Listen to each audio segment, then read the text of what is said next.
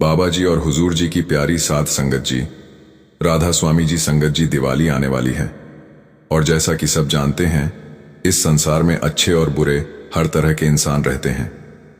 कुछ लोग हमेशा दूसरों का भला चाहते हैं और कुछ लोग दूसरों का बुरा चाहते हैं। सत्संगी होने के नाते मैं इस बात का खंडन करता हूं कि दिवाली की रात या किसी भी अमावस की रात जरूरत से ज्यादा जादू टोने होते हैं, लेकिन दुनिया इन बातों पर विश्वास करती है। कहते हैं दिवाली की रात लोग अपने दुश्मनों का बुरा करने के लिए जादू टोने करते हैं, लेकिन जिनके सर के ऊपर बाबा जी का हाथ होता है, दुनिया का कोई जादू टोना उनका बाल भी बांका नहीं कर सकता। ऐसी ही एक सच्ची घटना मैं आपको सुनाने जा रहा हूं। जब एक सत्संगी परिवार के ऊपर दिवाली की रात को ऐसा काला जादू किया गया था कि उनका विनाश तय था। लेकिन कैसे उस परिवार की बुजुर्ग माताजी की नाम की कमाई के कारण परिवार का बाल भी बांका ना हुआ। उल्टा जब काला जादू करने वाले तांत्रिक को पता लगा कि इस परिवार को एक बहुत ताकतवर शक्ति यानी बाबा जी ने संभाल रखा है, तो वह भी बाबा जी के चरणों में झुक गया। पूरी बात आपको अब मैं सुनाने जा रहा हूं। एक बहुत प्रसिद्ध और अनुभवी सत्संगी माताजी थी। उनके जीवन का सबसे बड़ा धन नाम की कमाई थी। हर दिन वे 6 घंटे तक भजन सिमरन में लीन रहती। चाहे मौसम कैसा भी हो, घर में कैसी भी परिस्थिति क्यों ना आ जाए, उन्होंने कभी अपने सिमरन का नियम नहीं तोड़ा। उनके लिए यह केवल एक अभ्यास नहीं बल्कि जीवन का श्वास बन चुका था। उनका भजन सिमरन केवल उनकी आत्मा तक सीमित नहीं था, उसका असर पूरे घर के माहौल में महसूस होता था।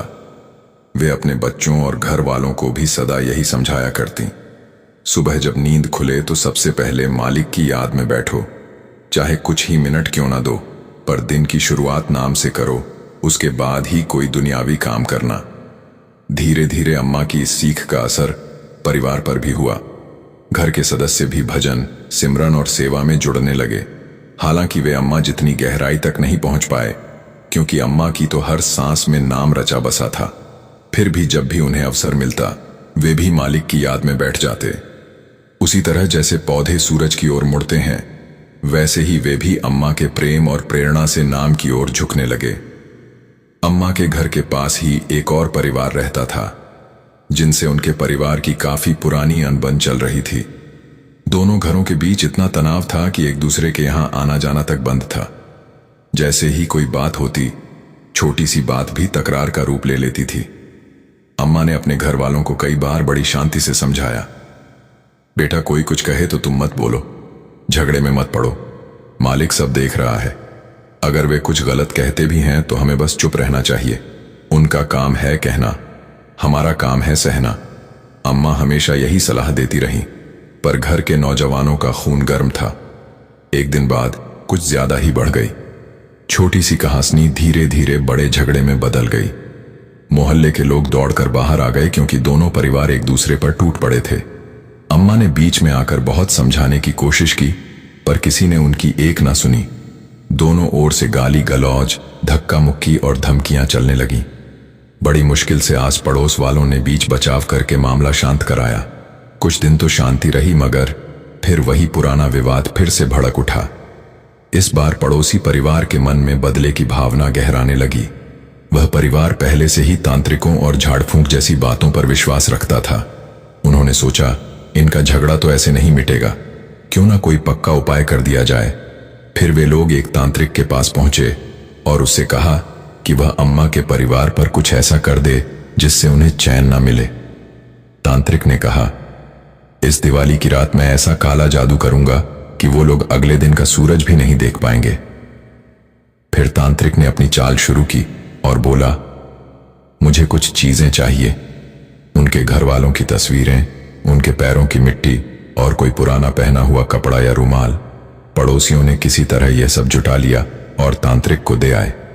तांत्रिक ने कहा, इस दिवाली की रात जहां सारी दुनिया लक्ष्मी की पूजा करेगी, वहां आप लोगों को मेरे पास यहां आना होगा और हमें काली शक्तियों की पूजा करनी होगी।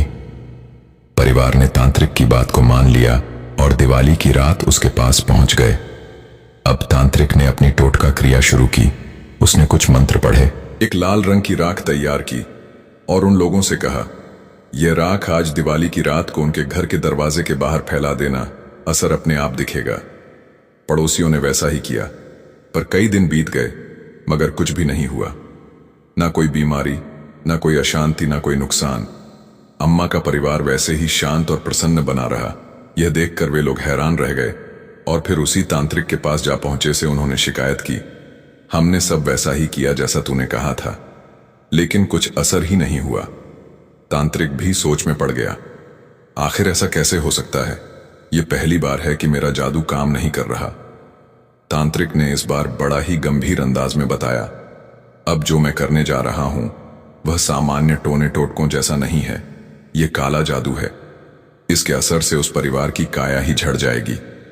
ऐसा असर कोई और तरीका नहीं दे सकता। यह सुनकर वे लोग खुश हो उठे मानो उनकी जीत पक्की हो गई हो। पर 1 महीना गुजर जाने के बावजूद अम्मा के परिवार को कोई तकलीफ नहीं पहुंची। उनकी जिंदगी वैसे ही चलती रही। यह देखकर वे फिर उसी तांत्रिक के पास लौट आए। तांत्रिक ने इस बार समय मांगा। उसने कहा कि 1 दिन दीजिए, मैं गहराई से जांच करता हूं कि मेरी क्रिया असफल कैसे हुई। उस 1 दिन में तांत्रिक ने हर छोटी बड़ी चीज की पड़ताल की, मंत्रों को, राख राख को, उपाय के तरीके को अच्छे से समझा। फिर उसने जो निहितार्थ निकाला वह सबको चौंका देने वाला था। अगले दिन वह बड़ा गंभीर चेहरा लेकर आया और कहा, इस पूरे मामले में मेरी कोई कमी नहीं निकली जिसकी वजह से मेरा काम फेल हुआ।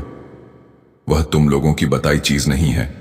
तुम्हारे सामने सच यही है कि उस परिवार में कोई ऐसा है जो किसी बड़ी शक्ति से जुड़ा हुआ है। उस शक्ति के सामने हमारी तांत्रिक विद्या भी बेअसर है। तांत्रिक ने हाथ जोड़कर कहना जारी रखा, मैंने आज तक कई काम किए हैं, पर कभी किसी ने ऐसा नहीं कहा कि मेरा कोई काम नहीं हुआ। आज पहली बार ऐसा हुआ है कि मैं अपनी क्रिया में असफल रहा हूं, और वह इसलिए क्योंकि जिन पर तुम असर डालने की चाहत रखते हो उन लोगों के ऊपर कोई रक्षा शक्ति बनी हुई है। बड़े से बड़ा तांत्रिक भी उनकी हानि नहीं कर सकता।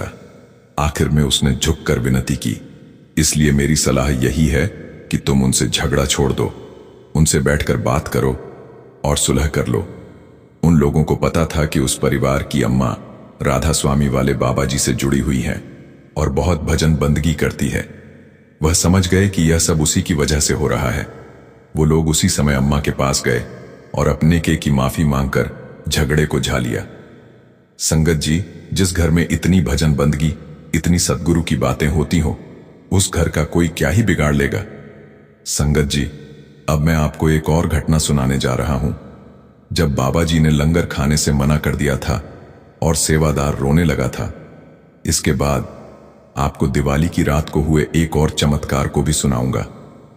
पहले आप सुनिए, आखिर क्यों बाबा जी ने लंगर खाने से मना कर दिया था। यह घटना बड़े महाराज जी के समय की है। उस समय उनके एक सेवादार भाई हुआ करते थे। बेहद निष्ठावान, सरल और प्रेम से भरे हुए सेवादार भाई महाराज जी की सेवा में हमेशा हाजिर रहते थे। उनके शरीर की एक टांग काम नहीं करती थी, लेकिन इस कमी के बावजूद उन्होंने कभी सेवा में ढिलाई नहीं आने दी। उनके जीवन का एक नियम था, हर रोज अपने गांव से बैसाखी का सहारा लेकर एक हाथ में लस्सी का बर्तन लिए गुरु घर पहुंचना। वे बड़ी श्रद्धा से बाबा जी के लिए ताजी लस्सी बनाते और दोपहर के समय स्वयं जाकर बाबा जी को परोसते। बाबा जी भी उनके भाव को देखकर हर दिन वह लस्सी थोड़ी सी अवश्य पीते थे। यह उनके प्रेम का सम्मान था, क्योंकि वे जानते थे कि यह सेवादार भाई कितनी कठिनाई झेलकर सिर्फ प्रेमवश यह सेवा निभा रहा है। अक्सर बाबा जी लंगर के समय उसी का इंतजार करते रहते थे कि कब मेरा वह प्यारा सेवादार लस्सी लेकर आएगा। एक दिन की बात है, वह भाई रोज की तरह बैसाखी का सहारा लिए हाथ में लस्सी का बर्तन थामे गुरु घर की ओर जा रहा था। रास्ते में गांव का सरपंच मिला। सरपंच ने थोड़ा तंज कसते हुए कहा, अरे भाई, तू रोज रोज इस बर्तन में क्या लेकर जाता है? चला तो तुझसे ढंग से नहीं जाता, पर तू हर दिन कहीं ना कहीं जा ही रहा होता है। भाई ने बड़ी विनम्रता से मुस्कुराते हुए जवाब दिया, सरपंच जी, यह लस्सी मैं अपने सद्गुरु महाराज के लिए लेकर जाता हूं। उन्हें मेरी बनाई लस्सी बहुत पसंद है। जब तक इस शरीर में जान बाकी है, तब तक मैं रोज उनके लिए यह सेवा करता रहूंगा।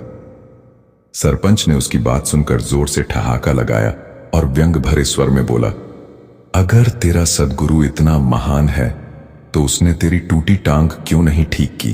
तू तो रोज उसकी सेवा करता है, उसके लिए इतनी मेहनत करता है, फिर भी उसने तेरे दुख नहीं मिटाए।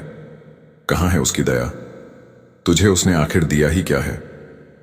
सेवादार भाई ने बड़ी शांति और श्रद्धा से उत्तर दिया, सरपंच जी, मेरे सद्गुरु ने मुझे सेवा करने का सौभाग्य दिया है। मेरे लिए यही सबसे बड़ा वरदान है। मुझे उनसे कुछ और नहीं चाहिए। मैं तो धन्य हूं कि उन्होंने मुझे अपने दर पर खड़ा रखा है। यह कहकर वह अपनी बैसाखी का सहारा लेते हुए आगे बढ़ने ही लगा था कि सरपंच ने उसका मजाक उड़ाते हुए उसकी बैसाखी झटक ली और दूर फेंक दी। बेचारा सेवादार लड़खड़ाया, पर फिर भी हाथ जोड़े हुए विनती करने लगा, सरपंच जी, मुझे जाने दीजिए। अगर मैं देर कर दूंगा तो मेरे सद्गुरु को बुरा लगेगा। लेकिन सरपंच हंसता ही रहा। उसका मन दया से नहीं, अभिमान से भरा था। काफी देर के बाद जब उसका मन भरा तो उसने बैसाखी फेंक कर वापस दे दी। सेवादार भाई ने बड़ी श्रद्धा से बैसाखी उठाई और धीमे धीमे गुरु घर की ओर चल पड़ा। चलते हुए उसके मन में एक ही चिंता घूम रही थी, हाय, आज तो देरी हो गई। पता नहीं बाबा जी ने लंगर छक लिया होगा या नहीं। मेरी वजह से कहीं उन्हें बिना लस्सी के ही भोजन तो नहीं करना पड़ा। उसके कदम धीमे जरूर थे, पर मन में बेचैनी तेजी से दौड़ रही थी। उधर गुरु घर में जब सेवादारों ने बाबा जी के आगे लंगर परोसा तो सब हैरान थे कि आज बाबा जी भोजन आरंभ क्यों नहीं कर रहे। काफी समय बीत गया, पर बाबा जी शांत बैठे रहे। आखिर एक सेवादार ने धीरे से पूछा, बाबा जी क्या बात है, आपने लंगर छकना शुरू क्यों नहीं किया? बाबा जी उस दिन बड़े प्यार से संगत में बैठे थे। अचानक उन्होंने मुस्कुराते हुए कहा, अरे आज मेरा वो सेवादार लस्सी लेकर नहीं आया क्या? जब तक वो नहीं आएगा मैं आज लंगर नहीं खाऊंगा। सारी संगत यह सुनकर एक दूसरे को देखने लगी। सब हैरान थे कि बाबा जी इतने सेवादारों के बीच उस एक को याद कर रहे हैं। थोड़ी देर बाद वही सेवादार भाई हांफता हुआ वहां पहुंचा। सामने का दृश्य देखकर उसका दिल कांप गया। पूरी संगत अभी तक वहीं बैठी थी और बाबा जी भी ज्यों के त्यों उसी आसन पर बिना कुछ खाए उसके इंतजार में। उसकी आंखों से आंसू झलक पड़े। बाबा जी ने उसकी ओर स्नेह से देखा और बोले, क्या बात है बेटा, आज इतनी देर कैसे हो गई? वो भाई थोड़ा घबरा गया। मन में सोचने लगा, अगर मैंने सच बता दिया कि रास्ते में लोगों ने मेरा मजाक उड़ाया तो कहीं बाबा जी मेरी सेवा ही ना वापस ले लें। इसलिए उसने सिर झुकाकर कहा, जी बाबा जी, आज कुछ काम पड़ गया था, उसी में देर हो गई। बाबा जी ने गहरी नजर से उसे देखा, नहीं बेटा, बात कुछ और गए, सच बताओ क्यों देर हुई? वो बार बार वही बहाना दोहराता रहा, जी काम था बाबा जी, लेकिन सद्गुरु तो अंतर्यामी होते हैं। सब कुछ जानते हुए भी वे उसके मुंह से सच्चाई सुनना चाहते थे। आखिरकार बाबा जी ने धीरे से कहा, ठीक है, जब तक तू सच नहीं बताएगा मैं लंगर नहीं खाऊंगा। ये सुनते ही सेवादार के सब्र का बांध टूट गया। आंखों से आंसू बह निकले। वह दोनों हाथ जोड़कर रोते हुए बोला, बाबा जी, रास्ते में सरपंच ने मेरी बैसाखी छीन ली और सबके सामने मेरा मजाक उड़ाने लगा। कहने लगा, तेरे गुरु में इतनी शक्ति नहीं कि तेरी टांग ठीक कर दे। बाबा जी ने उसकी बात सुनकर हल्की मुस्कान के साथ कहा, बेटा, आज के बाद तू बैसाखी का सहारा नहीं लेगा। अब से तू अपने दोनों पैरों पर चलकर ही गुरु के घर आया करेगा। फिर उन्होंने आगे कहा, तू अपने गांव में जा और जो फकीर रहता है जिसका नाम हुसैन है उसके पास जा। उसे कह देना बाबा जी ने भेजा है, मेरी टांग ठीक कर दो, वो तेरी टांग ठीक कर देगा। संगत ध्यान से सुन रही थी। जिस फकीर का जिक्र बाबा जी ने किया वो हुसैन नाम का एक साधु था जो उसी गांव के किनारे झोपड़ी में अकेले रहा करता था। उसका स्वभाव बड़ा अलग थलग था। ना किसी से ज्यादा बोलता, ना किसी को अपने पास बैठने देता। सारा समय भजन बंदगी में ही मग्न रहता। जो भी उसके पास जाता उससे भी बड़ी रुखाई से बात करता। बाबा जी का हुक्म मानकर वो सेवादार भाई अगले ही पल उस फकीर की झोपड़ी तक पहुंचा। फकीर दरवाजे पर बैठा आंखें बंद किए ध्यान में डूबा था। उसने आते ही कठोर आवाज में पूछा, कौन है, क्या काम है तुझे?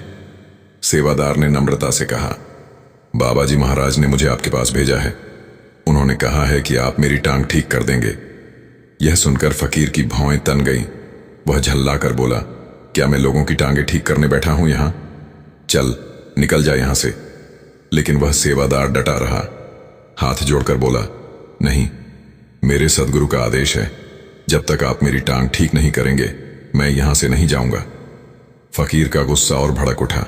उसने झपट कर उसकी बैसाखी छीनी और एक झटके में उसी बैसाखी से उसकी घायल टांग पर जोर से प्रहार कर दिया और तीखी आवाज में कहा, भाग यहां से। जैसे ही फकीर ने बैसाखी उसकी टांग पर जोर से मारी, वह सेवादार दर्द से करा उठा, लेकिन अगले ही पल उसे कुछ अजीब सा महसूस हुआ। टांग में जैसे जान लौट आई हो। उसने धीरे धीरे अपने पैर सीधे किए और हैरानी में देखा, वह बिना सहारे के खड़ा था। उसकी आंखों से खुशी के आंसू बहने लगे। वह तुरंत झुककर फकीर के चरणों में गिर पड़ा और भाव विभोर होकर बोला, आपका बहुत बहुत धन्यवाद हुजूर। फकीर ने इस बार उसकी ओर प्रेम से देखा। चेहरा अब पहले की तरह कठोर नहीं था। वह शांत स्वर में बोला, बेटा, इस भ्रम में मत रहना कि तेरी टांग मैंने ठीक की है। यह चमत्कार तेरे बाबा जी महाराज का है। उन्होंने ही तुझे यह कृपा दी है। जा, उनका शुक्रिया अदा कर। मैं तो बस एक माध्यम था। सेवादार की आंखों से फिर आंसू झरने लगे। उसने हाथ जोड़कर कहा, वाह मेरे सदगुरु, तेरा तरीका ही निराला है। फकीर ने हल्के से मुस्कुराकर कहा, अब जा बेटा और अपने बाबा जी के चरणों में सिर झुका। साध संगत जी, ये घटना हम सबके लिए एक गहरी सीख है। जीवन में अच्छा बुरा समय हर किसी के हिस्से में आता है, फिर चाहे देवता हो या इंसान। फर्क सिर्फ इतना है कि जो जीव सतगुरु की शरण में पहुंच जाते हैं, उन्हें विपत्ति से जूझने की शक्ति खुद गुरु की कृपा से मिलती है। सतगुरु अपने प्रेम और रहमत से हमारे बुरे वक्त को समाप्त तो करते हैं, परंतु अक्सर थोड़ा बहुत कष्ट देकर, ताकि हमें सीख भी मिले और हमारा विश्वास दृढ़ भी हो। जैसे एक बच्चा माँ बाप और अध्यापकों की देखरेख में सीखता है, वैसे ही आत्मिक यात्रा में सद्गुरु का साथ अनिवार्य है। बिना सद्गुरु के इस राह पर एक कदम भी चलना असंभव है। इसीलिए हमेशा अपने सद्गुरु पर अटूट विश्वास रखो, क्योंकि वही सच्चे रक्षक, मार्गदर्शक और उद्धारक हैं। संगत जी, अब मैं आपको दिवाली की रात को हुए बाबा जी के एक ऐसे बड़े और अहम चमत्कार के बारे में बताने जा रहा हूं कि आपको समझ में आ जाएगी कि कैसे बाबा जी अपनी संगत तक हर संभव मदद पहुंचाते हैं, किसी ना किसी को कैसे जरिया बना देते हैं। यह घटना भी एक बुजुर्ग माताजी और उनके पोते की है। आर्थिक रूप से बहुत कमजोर यह परिवार जैसे तैसे करके अपना जीवन यापन कर रहा था। यह परिवार झारखंड का रहने वाला है। दिवाली के दिन बाबा जी ने झारखंड में जो अद्भुत चमत्कार किया, वह बात हर किसी को हैरान कर गई थी। दिवाली पर लोग अपने अपने घर रोशन करते हैं, दीप जलाते हैं, मिठाइयां बांटते और पटाखे जलाते हैं। लेकिन मैं आपको जिस बुजुर्ग माता जी की बात बता रहा हूं, उन्हें बाहरी दीपक से कुछ लेना देना नहीं था, क्योंकि उसने अपने भीतर ही मालिक का दीपक जगा लिया था। अम्मा साहिबगंज के एक छोटे से कस्बे में रहती थीं। एक झोपड़ी जैसी छोटी सी झोपड़ी नुमा घर में अपने बेटे, बहू और छोटे पोते के साथ हुजूर महाराज जी से उन्हें नामदान मिला था। और कुछ ही समय में अम्मा के अंदर उस नाम की ज्योत प्रकट हो गई। वह दुनिया की दौलत में रुझान नहीं रखती थी, ना ही बाहर दिखने वाली चीजों में कोई रुचि थी। उनका धन तो नाम की कमाई ही थी। वह बहुत ही सादा और निर्धन परिवार से आई थी, पर कभी उसने मालिक से गरीबी की शिकायत नहीं की। अम्मा की मान्यता थी कि बाबा जी ने उसे वह सब कुछ पहले ही दे दिया है जो वास्तव में जरूरी था, और इसलिए वह संतुष्ट थी। अम्मा का पोता उनके लिए सब कुछ था। वह उस बच्चे से बेहद लगाव रखती थी। दिवाली की सुबह जब छोटे से पोते ने देखा कि पड़ोस वाले दीपक जला रहे हैं, मिठाई बांट रहे हैं और बच्चे पटाखे जला रहे हैं, तो उसके मन में भी वही इच्छाएं जाग उठी, मिठाई खाने की, दीप जलाने की, पटाखे फोड़ने की। मगर सच यह था कि उनके घर की आर्थिक हालात ऐसी नहीं थी कि वे त्योहार की इन गुंजाइशों के लिए अतिरिक्त पैसा निकाल पाते। रोजमर्रा की जरूरतों के बाहर कुछ खरीदना उनके बस की बात नहीं था। इसलिए वह 7 साल का बच्चा, जिस पर अम्मा का पूरा स्नेह था, इन छोटी छोटी खुशियों के लिए तरसता रहा, जबकि अम्मा के पास उसके लिए देने को सिर्फ अपना अनमोल नाम और स्नेह था। पहले बच्चे के पिता ने उसे समझाने की बहुत कोशिश की, पर जब वह छोटा लड़का जिद पर अड़ा रहा, तो पिता कहीं से 8 मिट्टी के दीपक लाकर दे आए और उसे थमा दिए। दीपक पाकर बच्चा खुश हुआ, पर उसके मन में मिठाई और पटाखों की भी चाह थी। और दीपक जलाने के लिए घी या तेल भी चाहिए थे। पिता ने जो दिया था वह बस जिद शांत करने के इरादे से था, इसीलिए बच्चे की उम्मीदें पूरी नहीं हुई। वह रोता हुआ आकर अपनी दादी अम्मा के पास बैठ गया। अम्मा उस वक्त बाबा जी की तस्वीर के सामने बैठकर शांति से भजन सिमरन कर रही थीं। बच्चे की आएं सुनते ही वह उठी, उसे गोद में लेकर प्यार से सहलाया और बोली, बेटा इतनी जल्दी क्यों? दिवाली तो रात को मनाई जाती है, अभी दिन है। फिर अम्मा ने बाबा जी की तस्वीर की ओर इशारा करते हुए बताया, तू अपने बाप से नहीं अपने सच्चे पिताजी बाबा जी से मांग। सच्चे भक्त की यह प्रथा होती है कि जब कुछ चाहिए तो बाबा जी से अरदास की जाती है और बाबा जी अपने सेवादारों के जरिए वह व्यवस्था कर देते हैं। अम्मा की बात सुनकर वह मासूम बच्चा वाकई नर्म पड़ गया। उसने बाबा जी की तस्वीर के सामने बैठकर हाथ जोड़ ली और भोले मन से अरदास करने लगा, बाबा जी मुझे भी पटाखे जलाने हैं, दीपक जलाने हैं, मिठाई खानी है। आज दिवाली है और मेरे पास सिर्फ ये मिट्टी के दीपक हैं, इनके लिए घी भी नहीं है। मेरी दादी कहती हैं कि जब कुछ चाहिए तो आपसे मांग लिया करो। कृपया आज शाम से पहले किसी सेवादार के जरिए मुझे यह सब भेज दीजिए।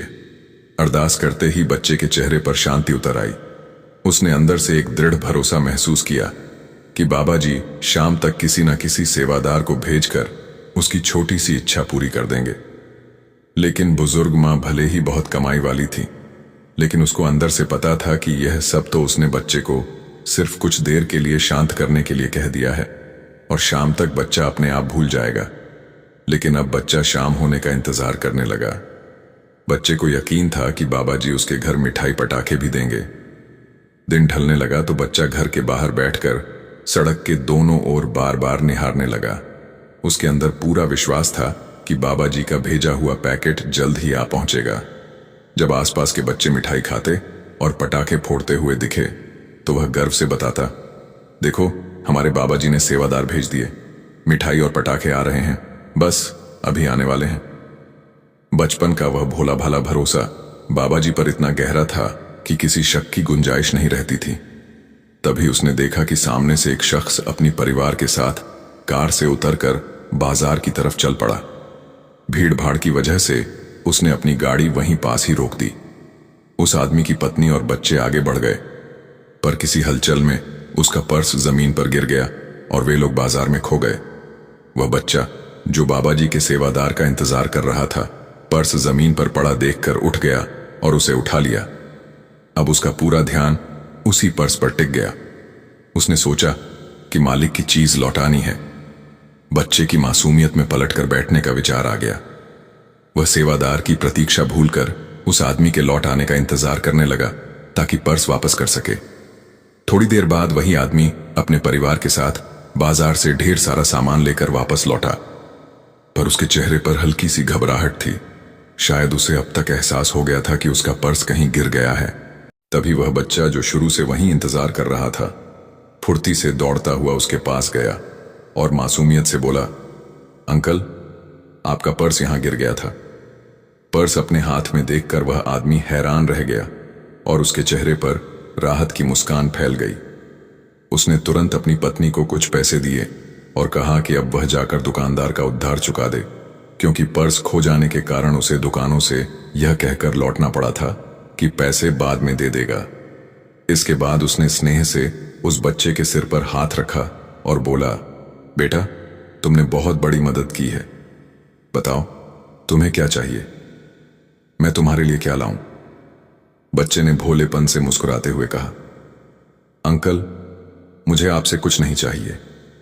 मेरे बाबा जी ने अपना सेवादार भेजा है, वो मिठाइयां और पटाखे लेकर मेरे घर आ रहे हैं। बाबा जी का नाम सुनते ही उस आदमी के चेहरे पर हैरानी और अपनापन दोनों उभर आए। उसने बच्चे का हाथ पकड़कर उसे अपनी कार के पास ले गया और मुस्कुराकर बोला, क्या यही है तुम्हारे बाबा जी? कार के डैशबोर्ड पर रखी तस्वीर में बाबा जी का स्वरूप था। बच्चा उत्साह से उछल पड़ा और बोला, हाँ हाँ यही है हमारे बाबा जी, साध संगत जी। वह आदमी खुद भी एक सत्संगी था, इसलिए जब उसने बच्चे के मुंह से बाबा जी शब्द सुना तो तुरंत समझ गया कि बच्चा किस गुरु महाराज की बात कर रहा है। उसने झट से मुस्कुराते हुए बच्चे से कहा, बेटा मैं ही तो बाबा जी का सेवादार हूं, उन्होंने ही मुझे तेरे पास भेजा है तेरी चीजें देने के लिए। यह कहकर उस आदमी ने अपनी कार की डिक्की खोली। अंदर उसने अपने ही बच्चों के लिए खरीदे हुए पटाखे और मिठाइयां रखी थीं। उसने उनमें से ढेर सारा सामान निकालकर उस मासूम बच्चे के हाथों में रख दिया। बच्चे की आंखों में खुशी चमक उठी। उसने मिठाइयां और पटाखे सीने से लगा लिए और भागता हुआ घर के अंदर पहुंचा। दादी, देखो बाबा जी के सेवादार मुझे यह सब देकर गए हैं, वह खुशी से चिल्लाया। दादी ने जब बाहर आकर देखा तो कार वहां से जा चुकी थी। आदमी अपने परिवार के साथ निकल गया था। अब दादी के मन में सवाल उठने लगे, आखिर यह कौन था और यह सब कैसे हुआ? लेकिन बच्चे के चेहरे पर जो विश्वास और खुशी थी, उसे देखकर उन्होंने कुछ नहीं कहा। मुस्कुराकर बोली, हां बेटा, बाबा जी ने ही अपने सेवादार को भेजा होगा। बाहर से वह शांत दिख रही थी, पर भीतर उनका मन हैरान था। वे बार बार सोचती, यह तो मैंने बस बच्चे को दिलासा देने के लिए कहा, पर क्या सच में बाबा जी ने ही यह सब कराया? साध संगत जी, यहां बात थी विश्वास की। बच्चे का विश्वास अटल था कि बाबा जी अपना वादा निभाएंगे, पर दादी को यह सब किसी चमत्कार से कम नहीं लग रहा था। उनके मन में प्रश्न थे, लेकिन उस बच्चे के अटूट भरोसे ने एक बार फिर दिखा दिया कि सच्चा विश्वास जब दिल से उठे तो मालिक खुद रास्ता बना देता है। संगत जी, आप खुद सोचो, कैसे एक सत्संगी इंसान का पर्स नीचे गिरा और वह उसी बच्चे को मिला जो इस उम्मीद में बैठा था कि बाबा जी उसके लिए दिवाली का सामान भेजेंगे, और बाबा जी ने अपनी लीला से उस इंसान का पर्स ठीक उसी जगह गिराया कि वह पर्स उस बच्चे को मिल सके और पर्स के बदले वह सत्संगी इंसान उस बच्चे की मदद कर सके। ये सब कुछ करने वाला तो वही है, लेकिन हमें लगता है कि यह सब तो इत्तेफाक से हो गया होगा, जबकि इत्तेफाक नाम की कोई चीज नहीं होती। सब कुछ उसकी मौज से यहां होता है। संगत जी, आपसे एक विनती है, कमेंट में राधा स्वामी जरूर लिखा करें और आप हमारे इस चैनल को सब्सक्राइब करना मत भूलें। राधा स्वामी जी, हम